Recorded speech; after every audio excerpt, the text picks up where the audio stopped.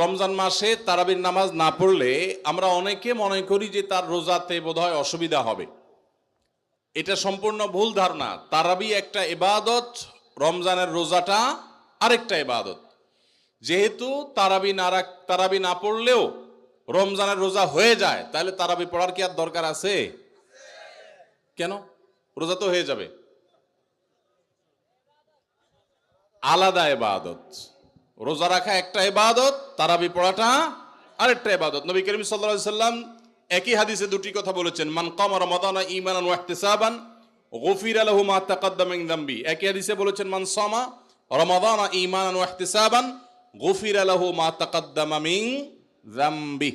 যে ব্যক্তি ঈমান এবং ইখলাসের সাথে রমজানের রোজা রাখবে, আল্লাহ তার পূর্বের গুনাহ মাফ করবেন। যে তারাবি পড়বে তারও পূর্বের গুনাহ মাফ করবেন ইনশাআল্লাহ। এই জন্য ভাইরা, তারাবির নামাজ পড়তে হবে।